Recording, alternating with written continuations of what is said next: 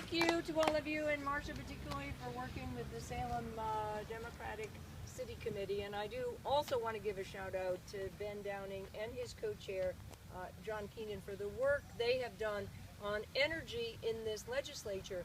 Two of the biggest cost drivers for businesses in this state are healthcare costs and energy costs.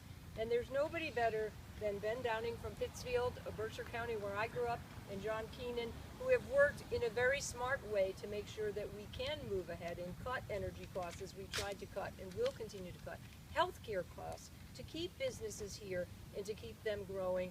And I believe that as your next governor, with your support, I can make sure with you that Massachusetts is going to be prosperous and fair. And that's what Democrats are going to work together to make sure. But I want to use my couple of minutes just to say, as important as it is who your next governor is, and your lieutenant governor, and your attorney general, we know how important that job is, right? And your treasurer, I just want to give a shout out to Salem.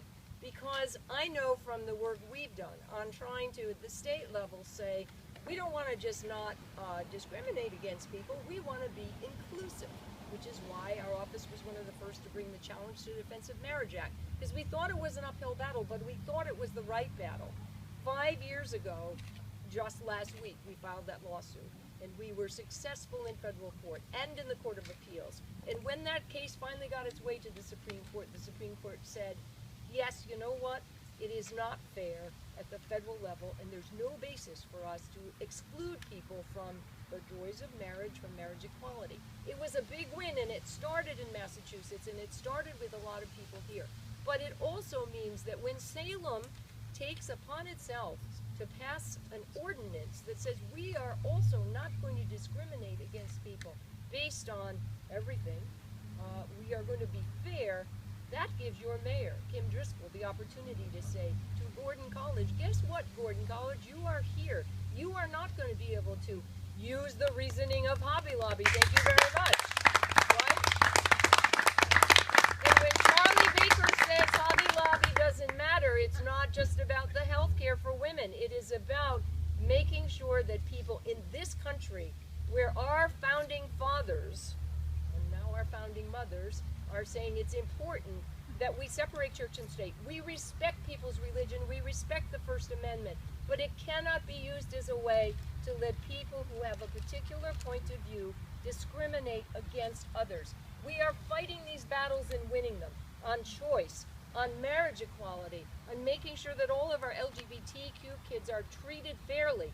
We cannot let it go backwards, despite what 9 people who wear robes say in Washington.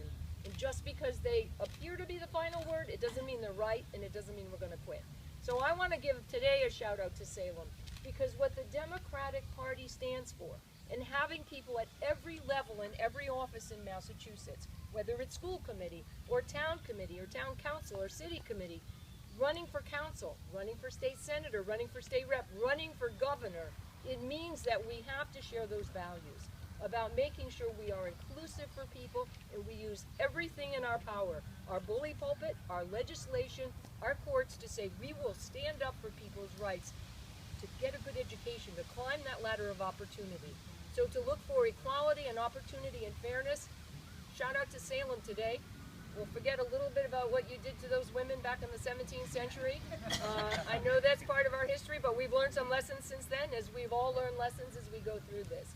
But it's important that we remember this as we fight hard through the primary, and as both your wonderful chair, Senator McGee, thank you for your work on behalf of the party, and make sure, as I know you will, with Ben Downing and all of you, that on September 10th we get to work, and we can continue to make Massachusetts prosperous and fair for everybody in this state.